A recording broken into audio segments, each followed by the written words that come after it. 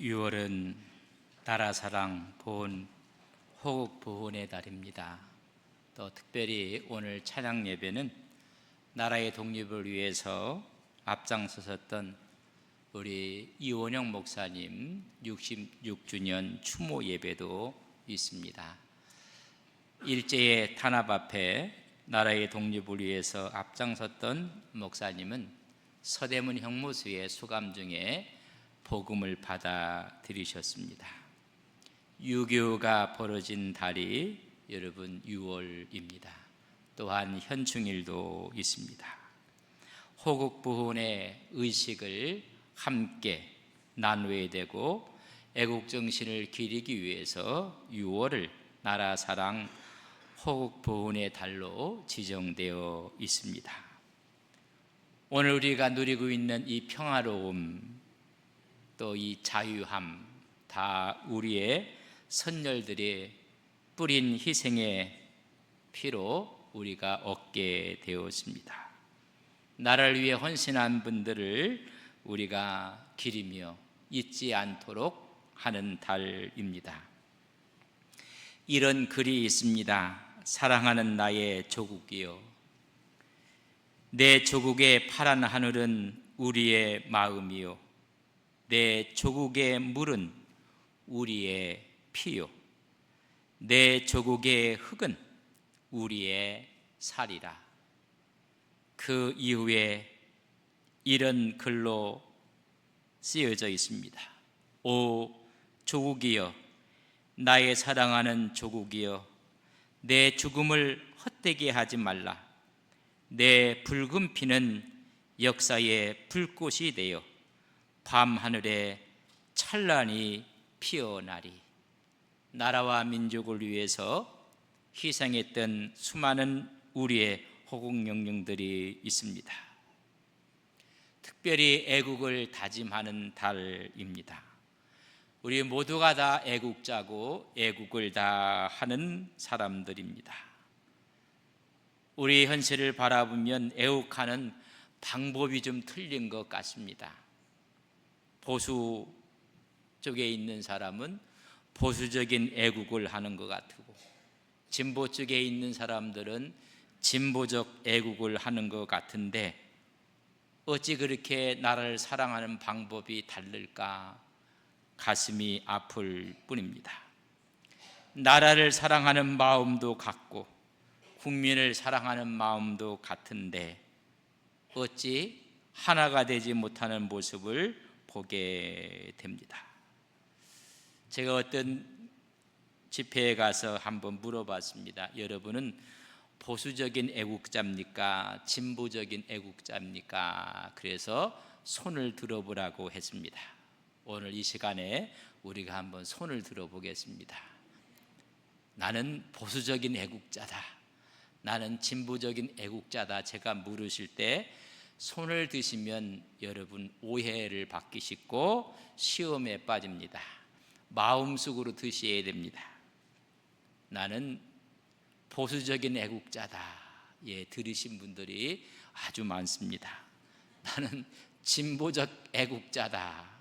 나라를 사랑하는 마음이야 동일한데 어찌 그렇게 극과 극을 달리고 있는지. 그렇다면 성서적 애국자의 모습은 어떤 모습일까를 하나님 말씀에서 우리는 봐야 합니다. 느헤미야를 통해서 성서적 애국자의 모습을 우리에게 보여주고 있습니다. 이스라엘 유다가 주전 586년에 바벨론에 의해서 멸망을 당합니다.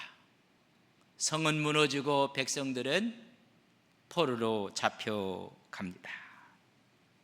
그렇게 잡혀갔던 3차 바벨론의 침략으로 무너지고 말았습니다. 바벨론도 여러분 무너지는 제국이 되고 말았습니다. 바사 제국에 의해서 무너졌고 바사의 고레스 왕이 칙령을 내립니다.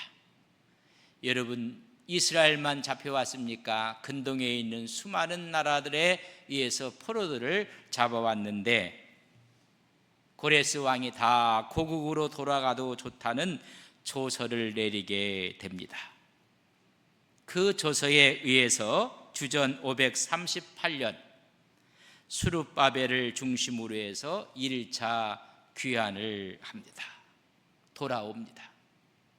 이제는 이체는 주전 458년 에스라를 중심으로 해서 2차 포로들이 도라로 2차로 옵니다. 여러분, 3차는 느헤미야를 통해서 주전 444년에 여러분 돌아오게 됩니다. 느헤미야가 예루살렘으로 돌아가기 1년 전 이야기가 오늘 본문의 이야기입니다. 느헤미야는 여호와께서 위로하신다는 뜻을 갖고 있습니다. 느헤미야는 제사장 가문이 아닙니다. 또한 다윗 혈통의 가문도 아닙니다. 그저 평범한 평민 가문이었습니다. 유다가 멸망한 지 주전 445년, 444년은 이미 141년이 지난 때였습니다. 한 세대를 30년으로 생각하면 3, 4, 12, 4세대가 지났고 20년이 더 지난 해입니다. 여러분, 140년 전에 나라가 멸망당했고 140년이 지난 이 느헤미야의 마음속에는 조국을 사랑하는 마음이 들끓고 있었다는 것입니다. 내 나라 이스라엘을 사랑하는 마음입니다. 우리 조상들의 어리석음 때문에, 우리 조상들의 못난 때문에 나라가 멸망해서 포로로 잡혀온 한 가문에서 느헤미야는 그 당시에 높은 관직에 올라가 있었습니다.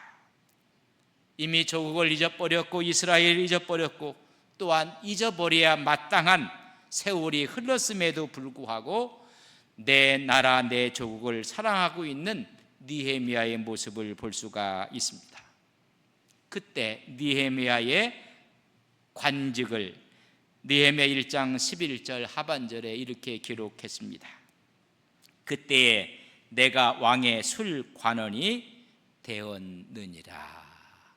여러분, 술관원, 아닥사스 왕의 술관원은 고위 관직을 갖는 자리입니다. 술관원이 하는 것이 세 가지의 특별한 일이 있습니다. 첫째는 왕의 음식을 주관하는 일입니다. 맛을 보여야 되고 혹이 독이 있는지 없는지 너무나 중요한 자리입니다. 두 번째는 왕의 침실을 관장하는 일입니다.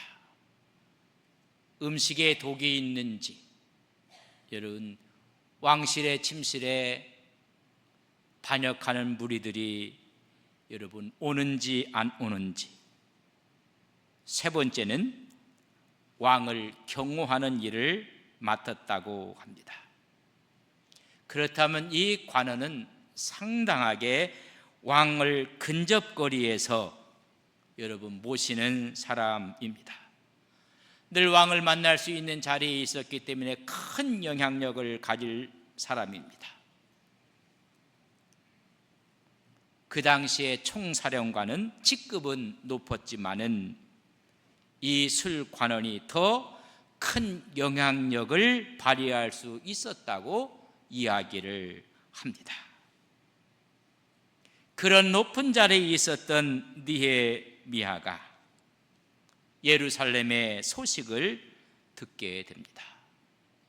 늘 내 조국에 대한 관심을 갖고 있었던 느헤미야였는데 자기의 동생 하나니가 유다에 갔다가 돌아와서 말하는 이야기를 듣게 됩니다. 좀 전에 제가 말씀드린 것처럼 주전 458년은 에스라를 통해서 제2차 포로가 돌아가게 됩니다. 이때 느헤미야의 동생 하나니가 함께 여러분 이스라엘로 돌아갔습니다. 자기 형은 높은 관직에 있는 것을 알게 되었던 이 동생이 다시 여러분 이스라엘에서 페르시아로 바사로 돌아오게 됩니다. 13년 만에 형과 동생이 만나게 되는 것입니다. 여러분, 만났을 때 동생의 안부를 물어야 마땅합니다. 우리의 가문은 어떻게 됐는지 가문에 대한 물음을 물어야 하는 것이 마땅합니다. 그러나 이 느헤미야의 물음은 느헤미야 1장 2절에 보면 내 형제들 가운데 하나인 하나니가 두어 사람과 함께 유다에서 내게 이르렀기로 2차 귀환 때 갔다가 13년 만에 다시 형을 만나러 왔다는 이야기입니다. 내가 그 사로잡힘을 면하고 남아있는 유다와 예루살렘 사람들의 형편을 물은즉, 동생의 안부보다는 내 조국 이스라엘의 형편을 묻고 있습니다. 아니, 내 가문에 대한 물음보다는 유다와 예루살렘 내 조국에 대한 형편을 묻고 있는 모습을 보게 됩니다. 애국의 첫 번째 발걸음은 물음에서 시작을 합니다. 여러분, 교회를 사랑하십니까? 이 나라를 사랑하십니까? 그러면 물어보아야 됩니다. 여러분, 애국은 물음에서부터 시작을 합니다. 그 물음은 바로 문제의식을 갖는 것입니다. 문제의식을 갖고 물어야 하는 것입니다. 그렇게 물었을 때 3절에 보면 그들이 내게 이르되 사로잡힘을 면하고 남아있는 자들이 그 지방 거기에서 큰 환난을 당하고 능욕을 받으며 예루살렘 성은 허물어지고 성문들은 불탔다 하는지라. 느헤미야의 궁금함은 내 가문의 소식이 아니었습니다. 내 동생의 안부가 아니었습니다. 내 조국 이스라엘에 대한 걱정이었습니다.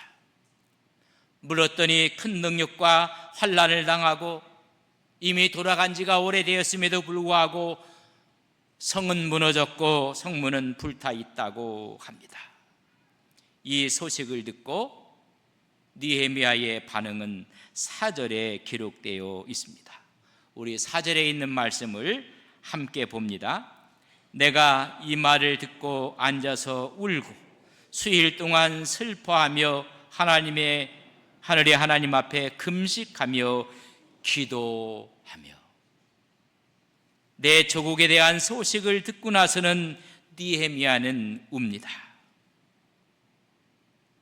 이미 고국을 떠나온 지가, 아니 내 조국이 멸망한 지가 140년이 지났습니다.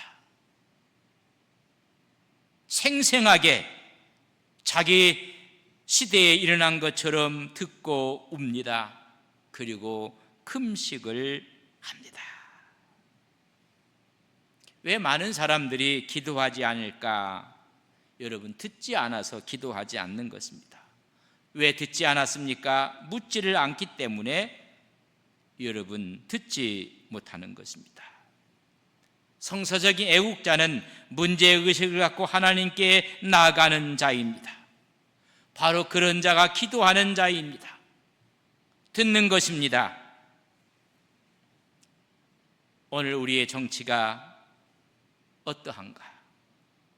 우리나라의 법은 어떻게 집행되고 있는 것인가? 이 나라의 경제의 문제는 없는 것인가? 오늘 아침에 첫 나들이 하는 아이가 있어서 함께 기도했습니다. 지금 우리나라는 출산율이 0.75에서 0.6대로 떨어져 갑니다. 0.65를 이야기합니다. 여러분, 물어봐야 됩니다. 그리고 그것을 갖고 기도해야 합니다. 문제의식을 갖고 기도하는 사람은 그 문제 앞에 불평하지 않습니다. 남 탓을 하지 않습니다. 그 문제를 갖고 싸움의 근거로 만들지도 않습니다. 문제의식을 갖고 기도하는 사람들, 그런 사람들이 여러분 나라를 사랑하는 첫걸음입니다. 이제는 문제의식을 갖고 한 걸음 더 나아가 6절에 이런 말씀을 기록했습니다. 이제 종이 주의 종들인 이스라엘 자손을 위하여 주야로 기도하오며 우리 이스라엘 자손이 주께 범죄한 죄들을 자복하오니 주는 귀를 기울이시며 눈을 여시사 종의 기도를 들으시옵소서. 나와 내 아버지의 집이 범죄하였나이다. 문제의식은 곧바로 책임의식을 갖게 됩니다. 나와 나의 아버지 집이 범죄했다는 것입니다. 아니, 나라가 멸망한 지가 140년이 지났는데 우리 조상의 죄였고 우리 선대의 죄였는데 그 문제의식을 깨닫는 순간 느헤미야는 나의 죄라고 이야기를 하고 있습니다. 여러분, 사실적으로 보면 느헤미야하고는 아무 관계가 없습니다. 책임을 질 일도 없습니다. 140년 전의 이야기였습니다. 그러나 그 소식을 듣고 나서 하나님의 관점에서 보니, 이스라엘 공동체의 관점에서 보니 나도 책임이 있다는 것을 직감한 것입니다. 문제의식을 느끼는 사람들이 책임의식을 느꼈을 때 진정한 애국의 자리로 나가게 되는 것입니다. 진정한 애국자의 모습은 책임의식입니다. 문제는 있는데 모두가 다 남의 탓만 합니다. 책임을 전가시킵니다. 책임져야 될 사람은 책임지지 않고 책임이 없는 아랫사람들이 책임을 지는 일들이 벌어지고 있습니다. 진정한 애국은 문제의식을 통해 책임의식을 느끼는 것입니다. 어디 문제가 없는 곳이 어디 있겠습니까? 근데 전부 다 남 탓만 합니다. 오늘 느헤미야는 이 사실을 듣고 나서 이것은 나와 나의 집의 죄라고 이야기를 합니다. 여기서 끝나는 것이 아니라 느헤미야는 한 걸음 더 나가서 하나님의 언약의식을 갖고 이 문제를 풀어나가고 있습니다. 5절 말씀에 보면 이르되 하늘의 하나님 여호와 크고 두려우신 하나님이여 주를 사랑하고 주의 계명을 지키는 자에게 언약을 지키시며 긍휼을 베푸시는 주여 간구하나이다. 언약을 지키시는 언약의식을 간직하는 것입니다. 다시 말하면 하나님의 말씀을 붙잡는 것입니다. 오늘 9절에 보면 만일 내게로 들어와 내 계명을 지켜 행하면 너희 쫓긴 자가 하늘 끝에 있을지라도 내가 거기서부터 그를 모아 내 이름을 두려고 택한 곳에 돌아오게 하리라 하신 말씀을 이제 청하건대 기억하옵소서. 하나님 말씀을 붙잡으며 우리가 범죄하면 하나님 흩으신다고 말씀하셨습니다. 140년 전에 우리의 죄악으로 말미암아 하나님이 이 백성을 흩어 놓으셨습니다. 그러나 하나님 회개하고 돌아오시면 다시 모으신다고 말씀하지 아니했습니까? 그 언약을 붙잡고 지금 기도하는 것입니다. 하나님 말씀하신 이 말씀을 붙잡을 때 언약의식을 갖고 하나님 다시 모으실 것이고 다시 하나님께서 축복하실 것을 믿는다는 언약의식을 갖고 하나님께 나가는 것입니다. 우리의 문제가 있지만은 문제보다 크신 하나님, 그 하나님의 말씀을 붙잡고 이야기를 하는 것입니다. 인생에 살다 보면 수많은 문제들이 있습니다. 그러나 문제보다 크신 하나님의 능력이 있음을 우리는 믿습니다. 이 사실을 붙잡고 기도하는 것입니다. 골리앗은 강했고 골리앗의 무기는 엄청났습니다. 다윗은 초라하기 짝이 없었습니다. 그러나 전쟁은 하나님께 속한 것입니다. 하나님이 하신다는 하나님의 말씀을 붙잡고 다윗의 물맷돌 앞에 골리앗은 쓰러지고 말았습니다. 크신 하나님, 그 하나님을 믿기에 문제의식을 갖고 하나님께 나가 울며 기도하며 근식하며 이것은 나의 책임한 책임의식을 가질 뿐만 아니라 크신 하나님의 언약의식을 갖고 나가는 느헤미야의 모습을 볼 수가 있습니다. 이 하나님의 언약의식을 가했던 느헤미야가 한 일이 무엇인가? 1장 1절에 보면 기스르월에 이 소식을 듣습니다. 이 소식을 듣고 그는 기도하고 하나님의 언약의식을 찾아내고 하나님께 기도한 그 기간이 2장 1절에 보면 니산월에 왕에게 나갔다고 했습니다. 이 사이의 간격이 4개월입니다. 분명히 왕의 측근에 있었던 사람입니다. 얼마든지 이야기할 수가 있고 하소연할 수도 있습니다. 내 조국의 아픔을 이야기하며 도움을 얻을 수도 있었습니다. 그러나 왕보다 더 강한 하나님을 믿었던 느헤미야는 이 사실을 갖고 4개월 동안이나 기도했습니다. 진정한 애국자들은, 성서적인 애국자들은 기도하는 사람들입니다. 진정한 기도는 이 일을 하실 분은 하나님이라는 사실을 인정하며 기도하는 것입니다. 진정한 기도는 주도권을 하나님께 이행하는 것입니다. 내가 하는 것이 아니라 하나님이 하십니다. 이 사실 앞에 하나님의 왕의 마음을 감동시키실 것입니다. 그는 4달 동안 기도를 합니다. 기도는 내 뜻을 이루는 것이 아니라 아버지의 뜻을 이루시는 것입니다. 우리 주님도 내 뜻대로 마옵시고 아버지 뜻대로 되기를 원하나이다. 기도는 하나님께만 집중하는 것입니다. 소식을 듣자마자 쪼르륵 왕에게 가서 이야기한 것이 아닙니다. 아니, 이야기할 수 있는 자리에 있었음에도 불구하고 그는 4개월 동안 기도했습니다. 하나님, 왕의 마음을 움직여 주셔서 왕이 이 소식을 듣는 순간 하나님이 영이 왕의 마음을 주관하여 주옵소서. 이것은 내가 하는 것이 아니라 하나님이 하시는 일인데 하나님께만 집중하고 4개월 동안 기도한 후에 왕 앞에 나아가 이 사실을 고합니다.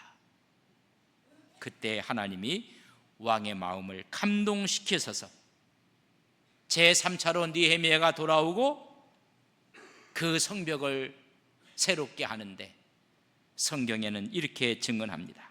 느헤미야 6장 15절 말씀입니다. 우리 느헤미야 6장 15절 말씀을 저랑 함께 보겠습니다. 성벽 역사가 52일 만에 엘루알 25일에 끝나매. 기도하고 하나님의 왕의 마음을 감동시키니 10년, 20년, 30년 이루지 못한 일을 단 52일 만에 이루셨다고 말씀하고 있습니다. 인생이 살다 보면 수많은 사건들이 있습니다. 여러분, 먼저 문제의식을 가져야 합니다. 그때 기도하는 것입니다. 기도하니 이건 다 나의 책임입니다. 이 사실 앞에 하나님의 언약의 말씀을 찾는 것입니다. 하나님 말씀하지 아니했습니까?